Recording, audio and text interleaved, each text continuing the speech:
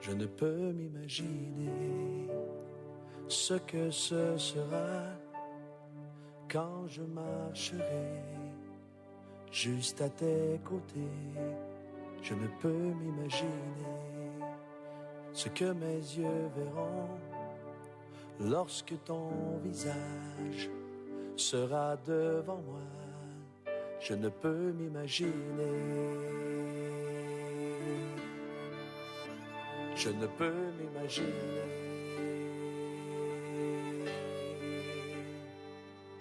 Entouré par ta grandeur, mon cœur va-t-il frémir? Danserai-je pour toi, mon Jésus? Serais-je saisi par la peur? Devant toi resterai-je debout? Vais-je tomber sur mes genoux? Chanterai-je Alléluia? Est-ce que je pourrais te parler? Je ne peux m'imaginer. Je ne peux m'imaginer. Je ne peux m'imaginer le jour où tu viendras pour me retrouver debout devant toi. Je ne peux m'imaginer.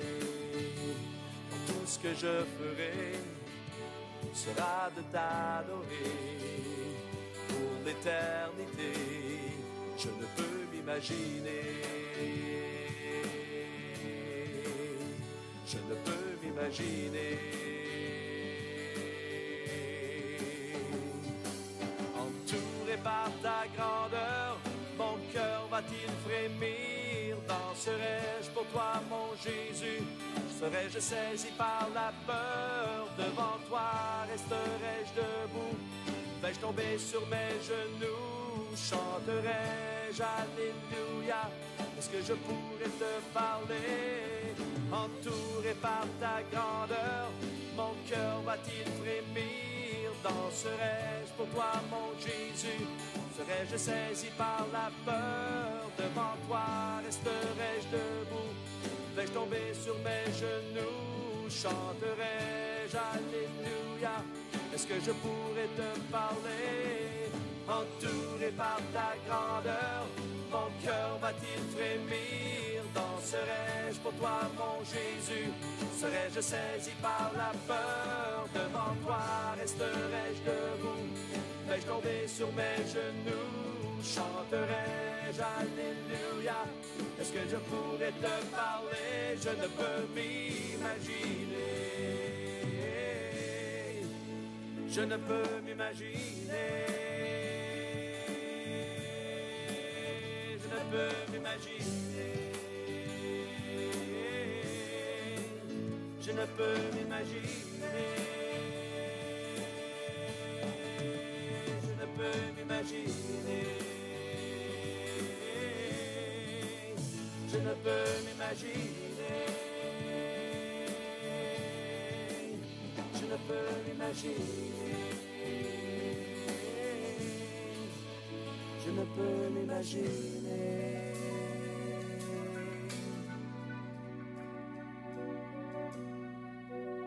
Je ne peux m'imaginer ce que ce sera quand je marcherai juste à tes côtés. Je ne peux m'imaginer. Je ne peux m'imaginer.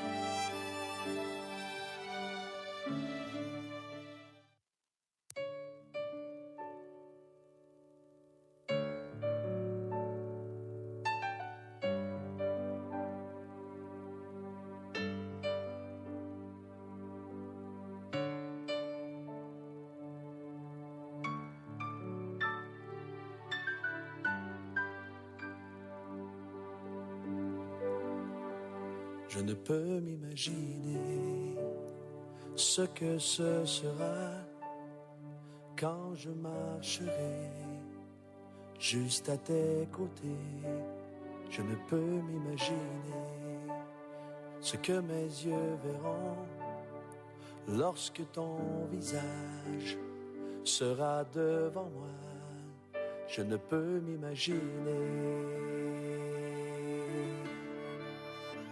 Je ne peux m'imaginer.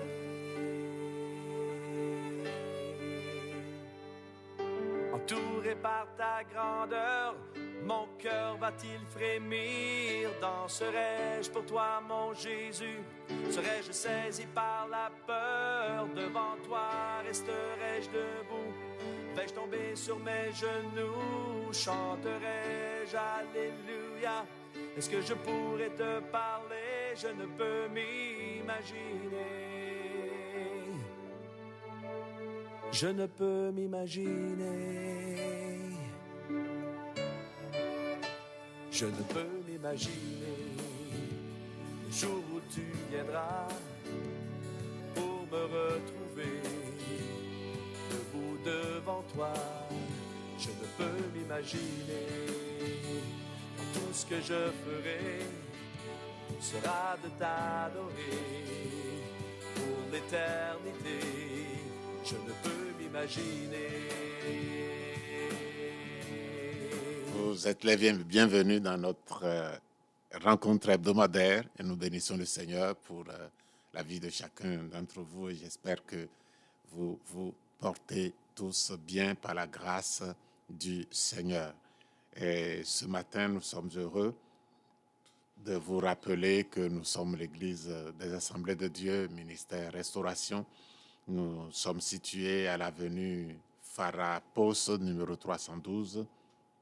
Et notre président s'appelle le pasteur Humberto Chimiti Vieira, qui est le pasteur que le Seigneur est en train d'utiliser pour diriger cette grande œuvre. Et nous sommes le département d'appui aux étrangers qui aide les étrangers qui prennent attache avec notre Église, ceux qui viennent d'arriver, ceux qui cherchent à être aidés. Nous avons un service d'aide pour les accompagner. Donc, nous sommes aujourd'hui, nous allons continuer notre leçon numéro 10, numéro 10, qui est intitulé « Jésus-Christ, le médiateur des relations ». Et donc, nous avons fait jusqu'à un certain niveau. Je vais rappeler rapidement les parties déjà faites et puis nous continuerons. Donc, nous allons remettre ces moments au Seigneur. Nous te bénissons, notre Père et notre Dieu. Nous t'adorons. Tu es Dieu, tu es le roi de gloire. À toi soit toute l'adoration, toute la louange, ô Dieu, toute la majesté. Nous rendons l'honneur et prions que, Seigneur, tu nous accompagnes, tu diriges toutes choses. Tu as un travail à faire. Alors, je prie, Père, que tu fasses ce travail. Tu peux le faire sans moi. Tu peux le faire sans n'importe qui.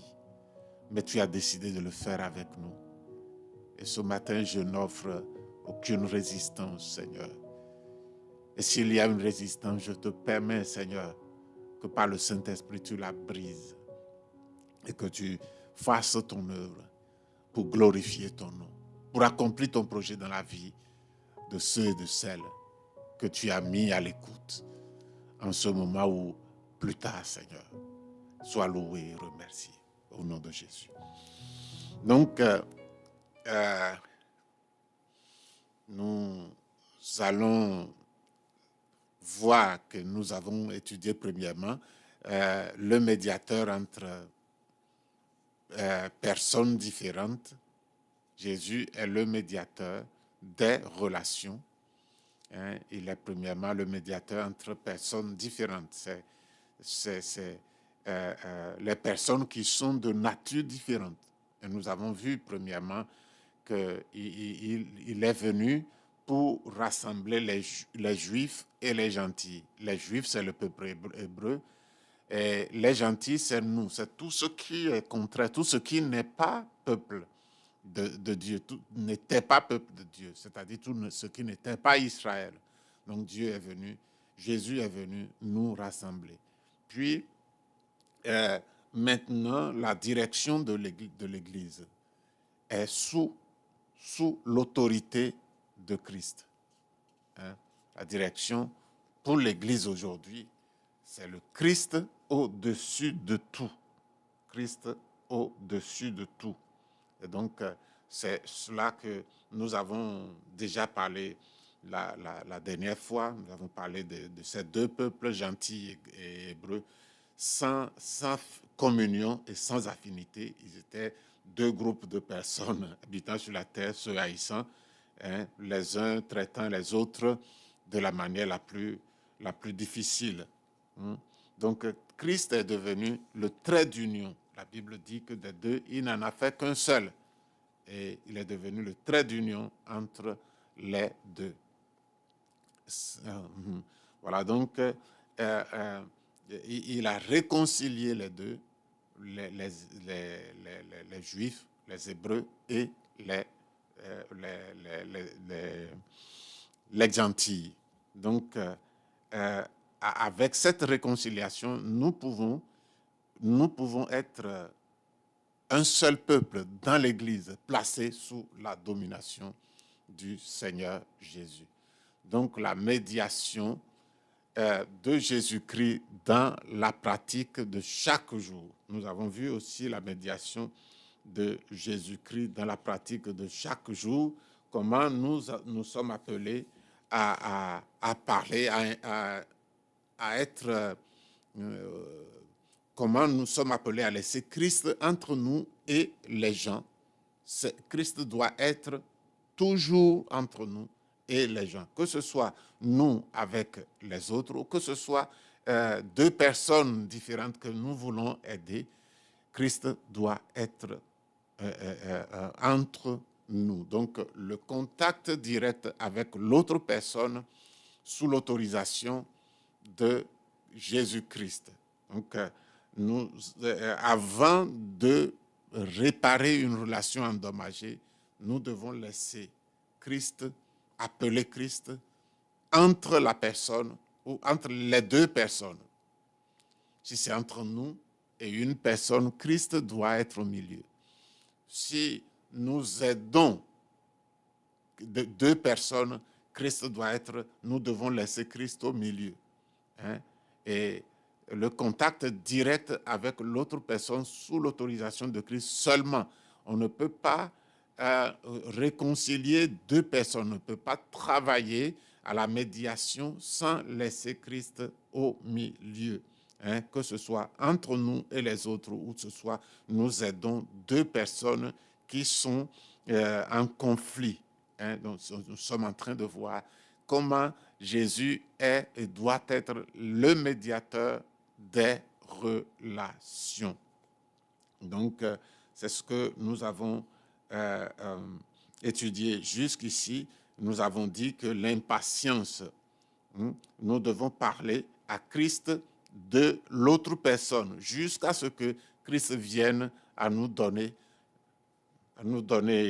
la direction, l'autorisation de pouvoir agir. Donc, nous parlons premièrement à Christ de la personne pour faire la médiation. Nous parlons de Christ. Nous parlons à Christ de la personne. Nous prions pour la personne. Nous demeurons avec Dieu, avec Christ pour la personne, mentionnant son nom, demandant l'aide de Dieu.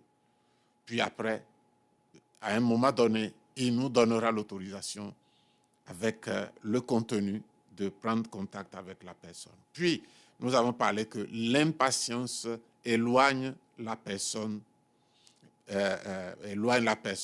et atteint négativement la médiation de Christ. Notre impatience, le fait que nous voulons atteindre la personne directement avec nos conseils, avec nos paroles, sans passer par Christ, c'est de l'impatience.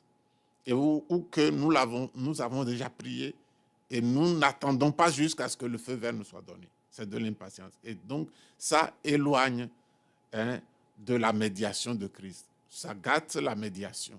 Donc, l'impatience est un problème, oui. Et donc, c'est aussi l'impatience, mais aussi un préjudice est causé lorsque nous cherchons un contact direct avec la personne, pensant que le problème est petit et nous pouvons le régler. Cela aussi n'est pas une bonne chose. Christ au centre de la relation nous empêche, Jésus nous empêche, ou bien si nous voulons l'utiliser, nous voulons nous servir de sa médiation, et nous empêche d'avoir de contact direct avec la personne sans nous être entretenus avec lui. Même dans les familles même, c'est Jésus. Parce que dans les familles, nous pensons souvent que nous sommes si familiers que nous pouvons régler certaines choses. Et nous voyons que sans la prière, nous commettons de graves choses. Et parfois, au lieu que la personne soit ramenée tout proche, nous l'éloignons. Donc, c'est Dieu, comme nous avons dit, que le prophète Malachi dit qu'il arrivera un moment où Dieu amènera le cœur des fils au père et le cœur des pères aux fils. Donc, Dieu veut être consulté. Jésus, le médiateur, à tous les niveaux de la vie de l'homme, il veut prendre sa place. Contact direct avec l'autre personne. Maintenant, quand nous avons fait ce que nous devons faire, nous attendons que Jésus nous donne le feu vert. Et alors, avec ce feu vert, nous pouvons aller rencontrer la personne et prendre la précaution toujours de garder Christ devant. Parce que la nature humaine veut se charger, veut s'emparer des choses de Dieu continuellement. Et nous devons veiller. Et souvent, nous envenimons les relations, nous échouons dans la médiation, simplement parce que nous n'avons pas fait attention à la chair, qui a un désir fort de gérer les choses sans vraiment que Dieu soit Dieu soit laissé devant. Donc, ici, nous avons deux cas que nous allons voir. Nous allons voir deux cas. Voilà. Ici, nous voyons d'abord, nous allons voir Corneille et Pierre. Corneille et Pierre. Et puis, nous verrons, je vais retourner un tout petit peu en arrière pour parler d'Esther, du cas d'Esther, puis nous parlerons de l'action de la parole rendue vivante par le Christ. En petit temps, nous verrons l'assurance de la parole révélée, preuve de l'action efficace du Saint-Esprit. Puis nous allons voir l'exemple de Corneille et de Pierre, la distance entre Corneille et Pierre, puis nous parlerons de Corneille, de Pierre, et puis vous allez comprendre comment Dieu a procédé pour régler ce problème.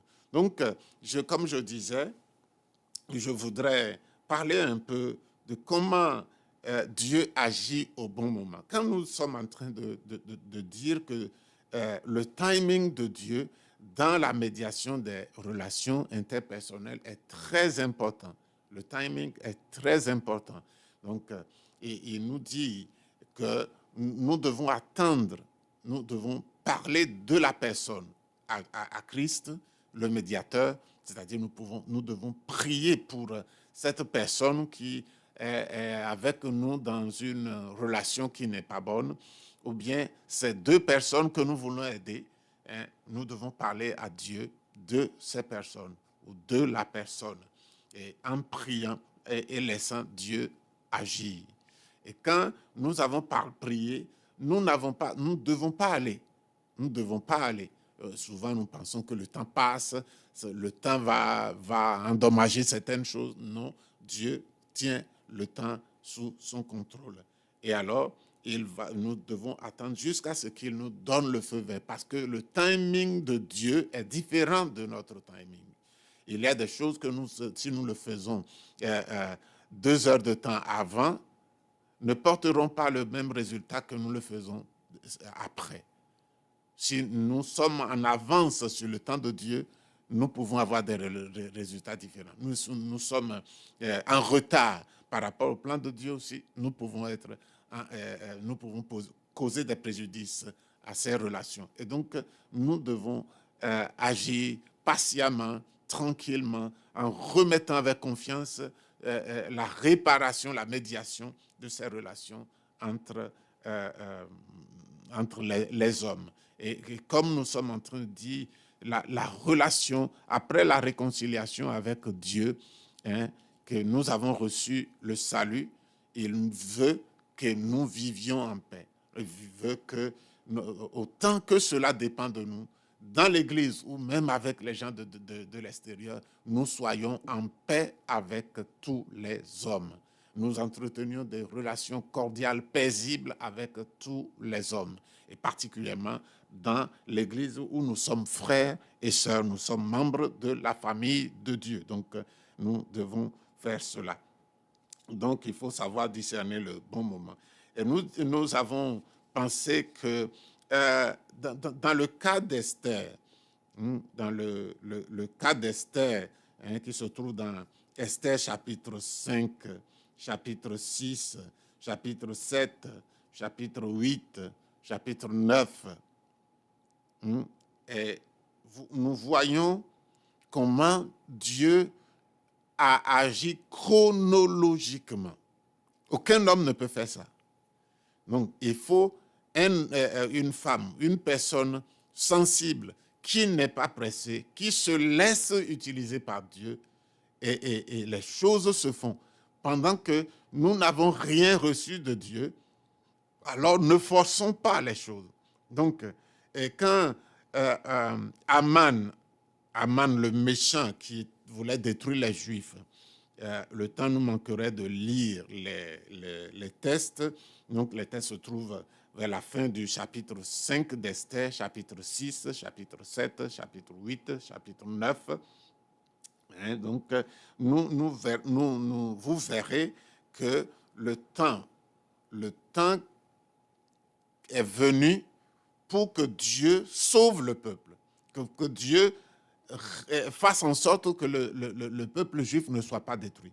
La destruction était déjà décrétée sous la direction d'Aman, qui en voulait aux Juifs parce qu'il a une vieille rancune terrible contre les Hébreux. Le temps n'est pas ici pour parler de cela. Et donc, il a décrété. Et maintenant, le peuple juif a eu recours. Esther a demandé, après avoir réfléchi, hésité, elle a demandé que le peuple jeûne 3 jours, 3 nuits, sans manger, sans boire. Et puis, il a dit, si je dois mourir, que je meure. Donc, elle a pris le temps de recherche. Elle et ses servantes, le peuple, Mardoché et le peuple. Et ils ont jeûné, attendu devant Dieu, parlé d'Aman à Dieu, parlé du problème à Dieu. Et jeûnant, priant, ils ont laissé le problème à Dieu. Maintenant, Esther se lève après les 3 jours de jeûne et il entre dans la présence du roi, dans laquelle elle pouvait être mise à mort. Si quelqu'un rentre dans la cour intérieure du roi et sans son invitation et sans que le roi lui tende son sceptre, la personne mourrait. Esther courait la mort. Elle le savait. Donc, elle a jeûné, elle a parlé à Dieu, puis elle est rentrée dans la cour. Contre toute attente, Assuérus a lui attendu le sceptre. Donc, la vie d'Esther a été sauvée. Dieu est en action. Et puis, et parlant, et on a découvert que Mardochée avait sauvé le roi d'un attentat à un moment donné. Et personne ne s'en est souvenu. C'est noté, c'est marqué, mais personne n'en a parlé au roi. Et maintenant, le roi, ne pouvant pas dormir, Dieu a fait que cette nuit-là, il a commencé à lire. Il a demandé qu'on lui lise les chroniques, les faits, grands faits qui se sont passés dans la vie du roi. Et on a lu jusqu'à là où Mardochée a sauvé la vie du roi. Et le roi a dit, mais qu'est-ce qu'on lui a donné? Et on a dit, on ne l'a pas honoré, on ne lui a rien donné. Donc le roi a fait appel à Aman, qui était là chronologiquement Dieu, pendant que le roi posait la question à celui qui lisait, Aman était dans la cour. Donc, le roi fait entrer Aman, et Aman a proposé qu'on doit le faire promener sur le cheval du roi, avec les habits du roi, la couronne du roi, dans la ville, en criant, c'est ainsi qu'on honore celui que le roi veut honorer. Et le roi ordonne à ordonne à Aman de promener Mardochée. Aman pensait que c'était lui qu'on allait honorer. Maintenant, la corvée de l'honneur de Mardochée a été donnée à Aman. Il en était furieux, mais il l'a fait. Et donc, voilà comment Dieu faisait les choses. Puis, Esther a demandé que le roi et Aman viennent à son festin. Premier jour, ils ont mangé, ils ont bu, et c'était comme le ciel sur la terre. Aman était fou heureux. Et Esther n'a rien demandé, malgré que le roi la pressait pour qu'elle demande ce qu'elle voulait. Elle n'a pas demandé. Elle a demandé un deuxième rendez-vous de festin. Et c'est à ce deuxième rendez-vous, à ce deuxième festin, qu'elle a reçu de Dieu. Le Saint-Esprit disait que le temps est venu, et elle a reçu de Dieu de révéler la chose. Et la chose a été révélée, et le roi a été, le projet funeste d'Aman a été révélé, et le roi a été saisi d'une colère noire. Et au lieu qu'Aman reste tranquille, il ne faisait qu'empirer la chose. Et sa mort a été décidée cette nuit même. Même cette nuit même, il est mort. Donc, elle a été pendue. Voilà comment Dieu a fait. Et Dieu a changé la circonstance jusqu'à ce que les Juifs ont été sauvés et délivrés. Et tout le monde voulait être hébreu en ce temps-là. Donc, voilà comment Dieu gère le temps. Donc, si nous, pour nous-mêmes, si nous approchons de Dieu pour quelque chose, si c'est pour réparer une relation endommagée, nous devons laisser la direction au Seigneur pour que Dieu fasse ce qu'il veut faire. Donc, Mardochée a été élevé et béni, des biens d'Aman, et la victoire des Hébreux a été totale. Si Esther avait agi dans la chair, en voulant prendre la direction à un moment donné, la victoire ne serait pas aussi totale comme nous l'avons vu dans ce passage. Le contact. Maintenant, lorsque nous traitons avec les non-croyants, nous n'avons pas, eux, ils ne sont pas des chrétiens, mais nous devons, pour nous laisser guider par Dieu, par la parole de Dieu. Parce que sans Dieu, nous ne pouvons rien faire. Quand nous traitons avec les croyants, alors nous savons que ce sont des croyants, mais nous devons toujours prier, ne pas nous approprier de la parole, ne pas utiliser les versets bibliques pour assommer, parce que ça va donner un mauvais résultat. Quand nous avons un problème entre les chrétiens. Donc, c'est la parole de Dieu. La parole de Dieu est rendue vivante. Nous devons savoir ça aussi. quelquefois, on s'est déjà rendu compte, vous probablement, que lorsque nous allons dans certains lieux pour aider des frères ou pour nous réconcilier avec les frères, ceux qui sont serviteurs, ceux qui sont des responsables d'église, vont dans les couples, travaillent entre deux frères, deux sœurs, ou un frère et une sœur qui ne sont pas en bon terme. Parfois, nous nous précipitons rapidement pour utiliser des versets bibliques. Mais ce n'est pas forcément une bonne chose, ça n'amène pas forcément de bons résultats. Donc, nous devons attendre, nous devons prier, attendre, afin que Dieu nous révèle la substance. La parole de Christ est rendue vivante.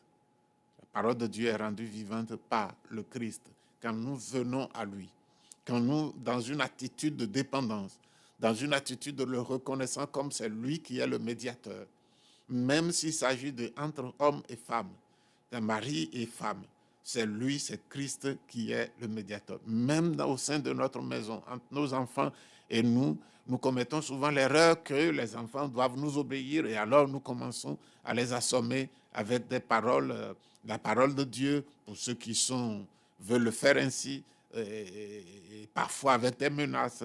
Cela ne marche pas. Ce n'est pas comme ça que le Seigneur nous demande de traiter les relations.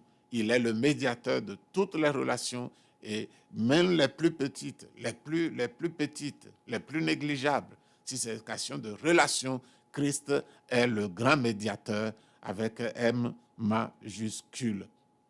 Donc, nous devons attendre jusqu'à voir l'assurance de la parole révélée pour une action efficace. Pour une action efficace. Il y a un auteur chrétien que nous avons cité la dernière fois dans la même leçon, Bonhoeffer, qui est un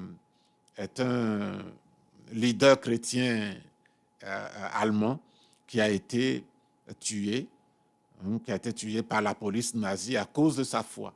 Il écrit dans le livre que nous avons déjà cité que le croyant conduit par l'esprit et non par la nature terrestre rencontrera l'autre avec la parole claire de Dieu, désireux de le laisser seul longtemps avec cette parole et de le laisser libre pour que Christ agisse en lui. Il respectera les limites de l'autre placées entre nous. Ces limites sont placées entre nous par Christ et trouvera avec lui une complète communion en Christ, celui qui nous lie et nous unit.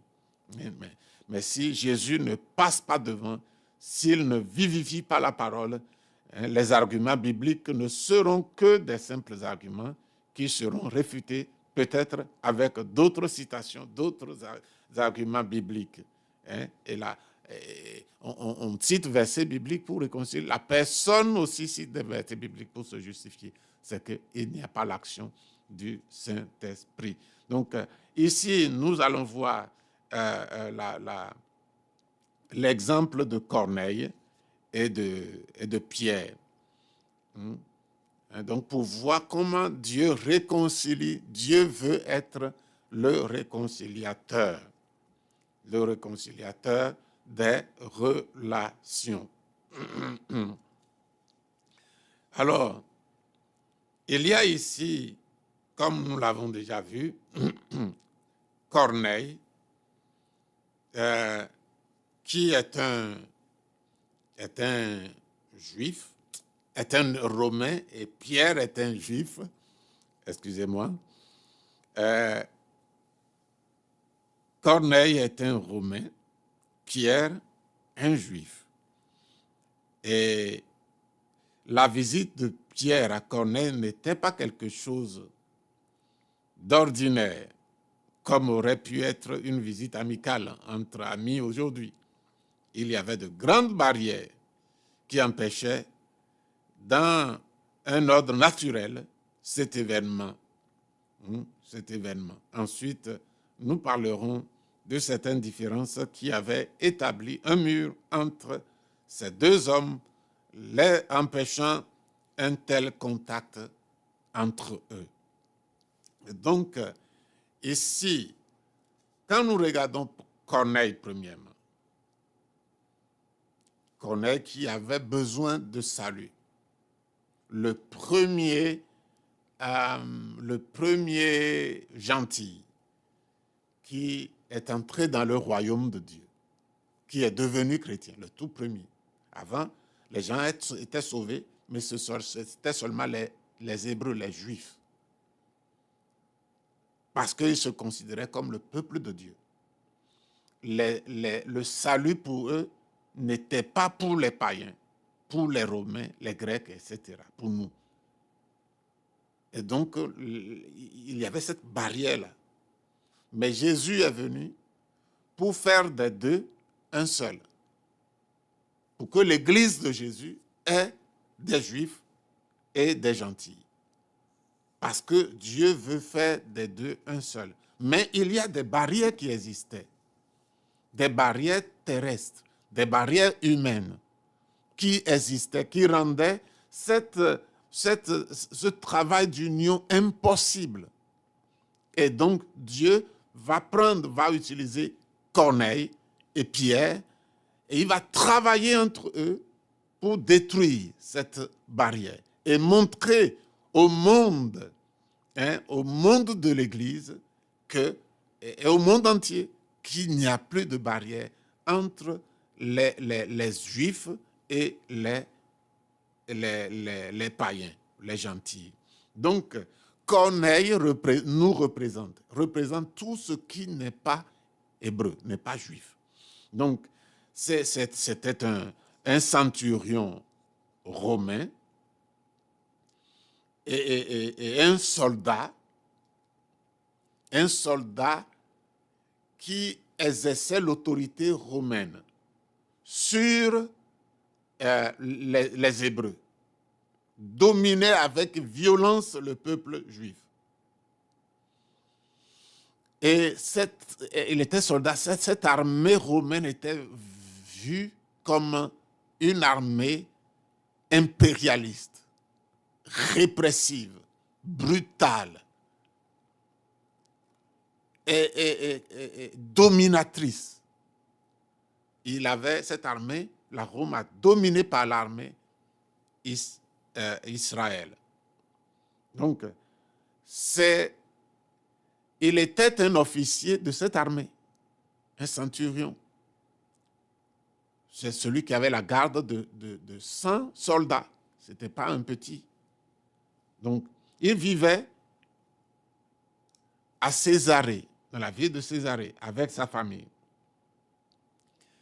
Il s'intéressait beaucoup à la culture, à la religion, au judaïsme. Peut-être s'est-il converti pour devenir un prosélyte. Prosélyte, c'est celui qui pratique le judaïsme sans être hébreu. C'était possible à l'époque. Donc, il suivait les rites, il représentait l'Empire et dominait et opprimait les Juifs. Donc, tout ce que le Juif rejette le premier, c'est les Romains. Et l'armée romaine surtout. Donc, voilà dans quel contexte Dieu va briser la barrière. Donc, les Hébreux sont vus. On voyait les Romains comme tels. Maintenant, quand nous prenons Pierre, Pierre est un pêcheur galiléen, un homme rude, non instruit. Il est un homme travailleur, âpre au travail, et ancré dans la tradition juive. Il est de la Galilée.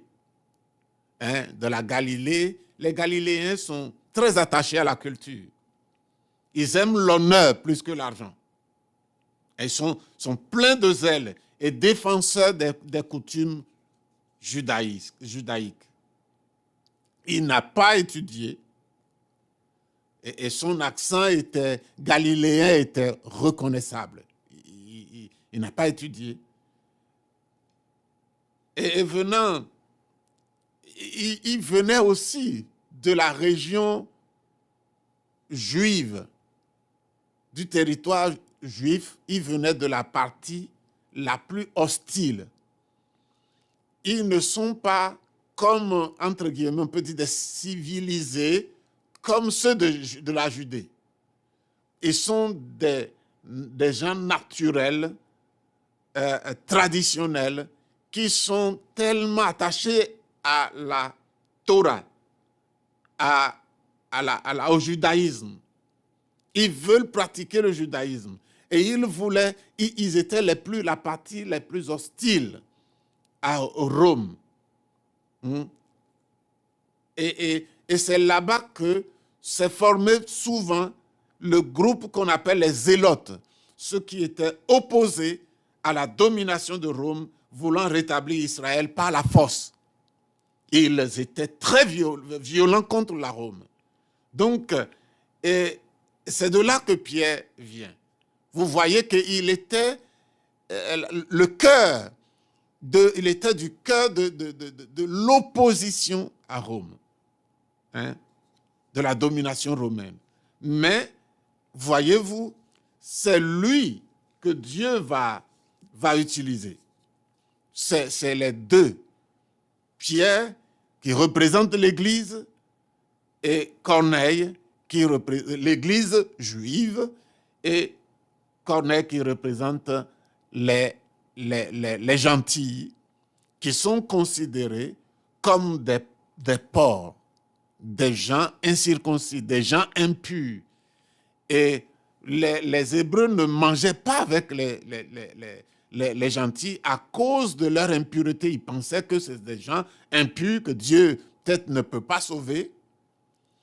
C'est des gens avec qui on ne doit pas se lier d'amitié.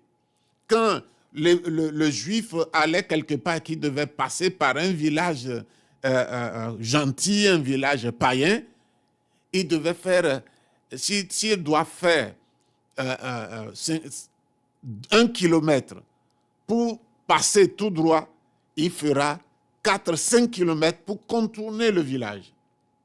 Donc, vous voyez à quel point les Hébreux voyaient les gentils. Et les gentils aussi voyaient les Hébreux comme un peuple orgueilleux, un peuple qui se prend pour plus instruit, plus élevé, choisi. Et donc, les gentils aussi détestaient les Hébreux. Donc, voilà le contexte dans lequel Dieu va agir. Pendant que Corneille priait, Acte chapitre 10, pendant que Corneille priait, Dieu a envoyé un ange. Corneille marchait avec Dieu de la manière juive, judaïque. Il suivait, il priait et il faisait des aumônes. Il était un soldat religieux. Et son cœur avait touché Dieu. Et sa pratique avait touché le cœur de Dieu. Ce qui veut dire que tout ce que nous faisons sur la terre, Dieu voit. Dieu voit. Si nous aimons Dieu, il le voit. Et il n'y a personne qui déplaît à Dieu. Il n'y a personne qui puisse, on peut dire que Dieu rejette. Dieu regarde sur toute la terre pour voir ce dont le cœur s'incline à lui. Et Corneille a été repéré par Dieu. Et Dieu a voulu le sauver. Il l'a utilisé comme le premier païen à entrer dans l'église. Maintenant, quand Corneille priait, Dieu envoyait un ange, il a donné des instructions pour trouver Pierre qui se trouvait à Joppé. Et donc, la chose s'est passée ainsi. Et Pierre a été, avant que les envoyés de Corneille arrivent à Joppé, Pierre a eu une vision. Pendant qu'il priait, il a eu une vision et la vision lui a dit, dans la vision, il a vu des animaux impurs et Dieu lui a dit, tue et mange. Et ça s'est produit 3 fois. Et Dieu lui a dit, ne considère pas comme impur ce que moi j'ai déclaré de pur. Et donc, Pierre a compris immédiatement. Et quand les gens sont arrivés, Pierre a compris la vision. Et donc, il n'a pas opposé de résistance. Puis, le lendemain, ils sont partis. Ils ont rencontré Corneille avec toute sa famille rassemblée. Quand Pierre a commencé à prêcher, le Saint-Esprit est descendu pour les baptiser, sans que Pierre ne demande quelque chose. Il n'a pas prié pour le baptême du Saint-Esprit. Le Saint-Esprit est descendu pour remplir les gens. Et ils ont commencé à parler en langue. Ceux qui accompagnaient Pierre entendaient les gens, les païens, parler en langue, comme eux, ils l'avaient reçu au début. Et maintenant, Pierre, à un moment donné, on a voulu demander à Pierre, pourquoi tu as fait ça? Et Pierre a raconté toute la manière dont la chose s'est passée, dont la chose a été accomplie. Et l'on a vu, Pierre a dit, ça c'est Dieu qui l'a fait. Avant que ces gens, je n'avais aucune intention d'aller là. Avant qu'eux n'arrivent, je ne sais pas qui leur a dit où je suis, et c'est Dieu qui leur a dit. Avant qu'ils n'arrivent, Dieu m'a montré. Dieu m'a dit, ne considère pas comme impur ce que j'ai déclaré pur. Donc, Dieu a préparé le chemin. Et quand je suis allé prêcher, je prêchais et le Saint-Esprit est descendu sur eux. Alors, moi, je ne peux pas refuser de baptiser d'eau ce que Dieu a déjà lui-même baptisé du Saint-Esprit. Donc, voilà comment. Qu'est-ce que nous voulons voir? Nous voulons voir que Jésus, ici, se montre comme le médiateur des relations entre juifs et païens, juifs et gentils. Et pour faire cette médiation, réconcilier les deux, briser la barrière qui les opposait, c'est lui, c'est Jésus qui a fait toutes les démarches. C'est Jésus qui a pris le devant et il a fait la réconciliation à tous les niveaux. Quand l'homme se lève la tête, il dit c'est Dieu qui est en train de faire. Quand l'homme lève la tête, il dit que c'est Dieu qui est en train de faire. La main de Dieu est visible. Aucun homme ne peut faire cela. Et Dieu a réconcilié païens et juifs pour que les deux soient dans l'Église unie, unique, une seule Église, un seul Seigneur. Donc, c'est ainsi que la réconciliation, Christ a fait la réconciliation entre deux groupes de personnes hostiles, fortement hostiles l'un à l'autre. Mais quand on a laissé Pierre a laissé le Seigneur faire, voilà le résultat. Ils ont dit, il a paru bon au Saint-Esprit et à nous. Donc, l'Église a trouvé sa totalité, sa réconciliation et en un seul corps, le corps de Christ. Pierre a ensuite accepté la parole, s'est rendu chez Corneille et l'officier romain, ainsi que tous ceux de sa maison se sont rendus à Christ et ont été baptisés du Saint-Esprit. Les barrières sont tombées et le dur pécheur, le rude pécheur juif, Pierre et le commandant romain cosmopolite sont devenus des frères. Dieu a fait qu'ils sont devenus des frères. Voilà ce qui s'est passé là dans cette réconciliation.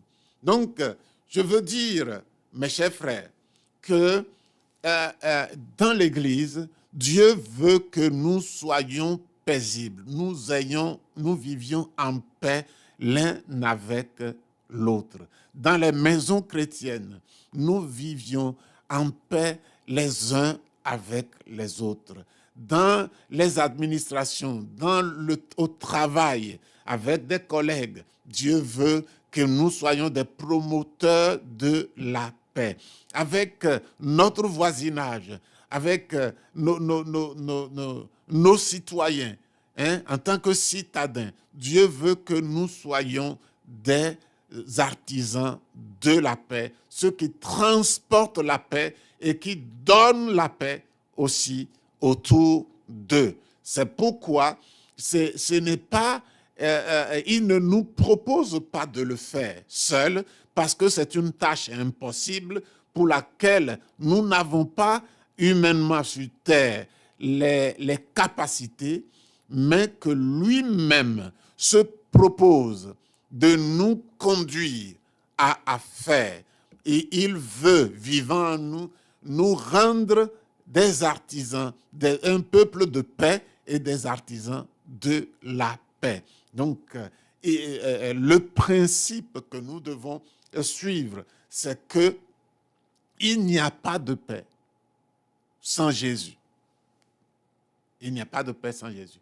Que la situation soit grave, que la situation soit juste un petit conflit mineur, il ne faut jamais, nous ne devons jamais laisser le médiateur dehors. Son nom est le médiateur. Il y a un seul Dieu et un seul médiateur entre Dieu et les hommes, Jésus-Christ, homme. C'est lui qui est le médiateur. Et lui, il veut nous conduire pour que nous soyons des artisans de la paix. Il veut que sa paix nous soit donnée et que nous soyons des instruments de paix autour de nous. Alors, la question que je me pose, comment tu gères tes relations? Comment tu gères tes relations? Y a-t-il actuellement dans ta vie des conflits avec les autres? Nous ne parlons pas aujourd'hui de conflits avec Dieu. Nous en avons déjà parlé et possiblement nous en parlerons sous d'autres formes après. Aujourd'hui, nous parlons des relations interpersonnelles. As-tu des problèmes avec ta femme, avec tes enfants, avec tes collègues, avec des gens? Le désir de Dieu, c'est que tu règles ces problèmes. Et il y a le médiateur qui se propose de t'aider à les régler. Et cela va prendre le temps que lui, il doit et veut mettre. Et toi, il te prendra le temps de prier, d'aller à lui et de prier et de jeûner et de demander son aide. Quelquefois, nous, les chrétiens, ne voient pas le grave danger à avoir des conflits. Quand nous avons des conflits, c'est que nous sommes en train de représenter le Seigneur d'une mauvaise manière. C'est un mauvais témoignage. Et tout mauvais témoignage est quelque chose de grave. Et nous ne pouvons pas dire que c'est petit. Même si nous avons des conflits avec notre épouse, avec nos enfants, avec notre mari, c'est grave. Parce que la parole de Dieu nous dit, ce que nous pouvons devoir à quelqu'un, c'est la paix. C'est de la paix. Autant que cela dépend de nous. Maintenant, autant que cela dépend de nous, nous devons être en paix avec tous les hommes. Et c'est un commandement que Dieu nous donne. Ça fait partie de l'amour de Dieu pour les gens. Comment nous pouvons transmettre l'amour de Dieu quand nous ne sommes pas en paix avec la personne? Comment pouvons-nous transmettre le témoignage de la foi sans être en règle en paix avec la personne? Voilà certaines questions que nous devons nous poser. Donc, Dieu nous donne cette capacité. Et nous propose sa médiation. Et soyons prudents, la chair est un ennemi de la médiation. C'est un ennemi de la médiation. Par l'impatience, le désir d'aller trop vite, par le désir de proposer des choses, nous devons faire attention. Ce que Dieu veut, c'est que nos relations soient sans conflit, que nous vivions véritablement sans aucun conflit avec les autres. Certains conflits sont déclarés, d'autres sont des conflits internes. Des conflits internes sont des rancunes, génèrent des rancunes. Et une fois que nous commençons à avoir des rancunes contre des gens, ces gens sont en prison chez nous. Et nos prières vont subir des préjudices. Notre relation avec Dieu va subir des préjudices. Et il y a que beaucoup de personnes, à cause de la rancune, qui est une mauvaise manière de gérer les conflits interpersonnels, pour lesquels Jésus s'est offert comme médiateur, que nous pouvons l'utiliser. C'est là que nous pouvons l'utiliser dans la prière, en priant, en lui demandant, Seigneur, règle ce problème de tout notre cœur, et il va le régler. Mais si nous ne procédons pas ainsi, que ce conflit devient quelque chose d'amer, en nous génère l'amertume, génère la rancune, nous sommes mis en prison. Nos prières auront des préjudices et notre vie spirituelle va subir un coup non négligeable. Et combien de personnes, même sur le plan sanitaire, sont malades simplement parce qu'ils ont refusé de pardonner. Ils ont refusé de régler normalement ce que nous devons régler par la médiation que nous propose le Seigneur lui-même. Donc maintenant, aujourd'hui, nous allons aller à la conclusion et terminer. Voilà. Ici, en conclusion, nous lisons: une vraie vie chrétienne signifie vivre en totale dépendance du Saint-Esprit. Cependant, la tendance humaine est de penser que ce que l'on peut faire seul ne nécessite pas une position de prière et de dépendance vis-à-vis de Dieu. Ça, c'est faux. Il n'y a rien qu'on peut faire seul. Alors, ainsi, les gens continuent à vivre en pensant qu'ils font le meilleur. Par conséquent, s'installent de nombreux problèmes de relations entre couples, entre parents et enfants, entre frères, entre chrétiens, entre collègues, etc. Donc, quand nous négligeons les choses, quand nous pensons que nous pouvons les faire nous-mêmes, que nous pouvons gérer ces problèmes, à la fin, quand nous observons, nous avons déjà vu s'installer de nombreux problèmes parce que nous pensions que nous pouvons les régler. Quelques problèmes, nous pouvons les régler, mais au lieu qu'on règle un problème, ce problème disparaît d'une manière et sort de l'autre avec 3 autres problèmes. Génère 2, 3, 4 problèmes. Parce que nous n'avons pas demandé la direction, l'aide du médiateur. Et cependant, deuxième paragraphe, cependant, les expériences que Dieu donne aux croyants qui se tiennent humblement devant lui dans la prière sont extraordinaires.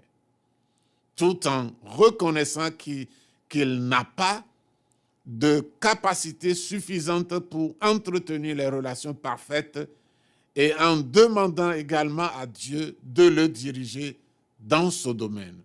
Le chrétien humble agit ainsi. Il sait qu'il n'a pas de capacité suffisante pour entretenir des relations parfaites. Il demande à Dieu de le diriger dans ce domaine. Et c'est comme ça que nous devons faire. Dieu rétablit les circonstances, les opportunités pour bénir les relations et donne de la sagesse pour que ce croyant ait une attitude correcte à l'égard l'un de l'autre. Voilà ce que Dieu fait. Le croyant qui prie, soumettant sa vie de relationnel, réussit toujours, pendant que le croyant qui pense qu'il peut faire quelque chose, lui-même va au-devant des problèmes. Donc, adoptez ce principe dans votre vie, priez et priez régulièrement pour chaque situation de relation, et que ce soit dans la famille, l'église, au travail, à l'école, à l'université ou ailleurs. Vous ferez l'expérience de la main puissante de Dieu construisant vos relations. Voilà donc ce que nous pouvons dire aujourd'hui par rapport à cette leçon, Jésus-Christ, le médiateur des relations. Aujourd'hui, nous comprenons qu'il se met à ta disposition, à ma disposition, pour bénir, pour parfaire, pour t'aider à trouver la paix avec ta famille, avec tes collègues, avec tes enfants, ta femme, tes collègues et toutes les personnes avec lesquelles tu étais en conflit. Et ta vie va être allégée, bénie, et tu seras encouragé d'être encouragé et chargé de capacité pour être l'instrument de paix, pour être en paix premièrement et être l'instrument de paix pour les autres. Nous allons terminer ici, pour terminer ces cours, et nous continuerons la semaine prochaine avec la leçon numéro 11. Que le Seigneur vous bénisse et vous garde. Je vais prier pour rendre grâce au Seigneur. Seigneur, notre Père et notre Dieu, nous te bénissons, te rendons toute la gloire. Tu es le Dieu de paix et tu veux que nous soyons en paix avec tous. Seigneur, et nous sommes des instruments de paix. Tu as fait la paix avec nous et tu veux que nous soyons en paix avec tous. Seigneur, aide-nous. Aide mon frère, aide ma soeur. Peut-être a-t-il une difficulté, un défi. Seigneur, de rendre ses relations interpersonnelles à un endroit ou à un autre paisibles. Et c'est toi qui es le prince de paix, Père, le Dieu de paix. Et je te prie, Père, de l'aider. Je te prie, mon Dieu, de l'aider. Je te prie de nous aider. Seigneur, que par ton amour, les rudeurs, les amertumes, les égos fondent, les partis pris fondent, Seigneur, sous la puissance de ton esprit, et que les cœurs prennent la forme qu'il faut pour être utilisés. Que les cœurs, Seigneur, se livrent à toi, reconnaissent leur position, Seigneur, erronée, et se livrent à toi pour une réconciliation, pour chercher la paix. Car sans la paix, la vie, la marche avec toi est impossible. Et nous voulons, Seigneur, te donner gloire. Ta parole dit, recherchez la paix, poursuivez-la. Et nous devons être en paix, c'est une nécessité. Parce que nous sommes un peuple de paix. Dieu a fait la paix avec nous. Et une paix totale. Et nous voulons te donner gloire, Seigneur. Et tu veux nous aider à répandre la paix, à être des instruments de paix. Mais pas de nous-mêmes. Tu te proposes comme pour nous servir. Seigneur, nous te remercions et te bénissons. Alors, Seigneur, réponds à la prière de mon frère, de ma soeur, quand il te demande de venir entre lui et une autre personne, entre lui, sa femme, entre elle, son mari, entre eux et les enfants, entre lui, elle et les collègues, les autres personnes, des amis, Seigneur, qui ont eu des problèmes, des voisins. Seigneur, je prie que ta grâce, l'action de ton esprit, Seigneur, soit saisie parce que tu veux la paix. Alors aide, conduis et donne la paix. Toi, tu la donnes toujours. Quand l'homme cherche avec la chair, il multiplie les problèmes. Mais quand toi, tu viens l'aider comme le prince de la paix, Seigneur, toute divergence, toute divergence, toute aigreur, toute opposition, tout antagonisme disparaît pour laisser la place à ta paix. Nous te donnons toute la gloire et te bénissons au nom de Jésus. Amen. Que Dieu vous bénisse. À la prochaine.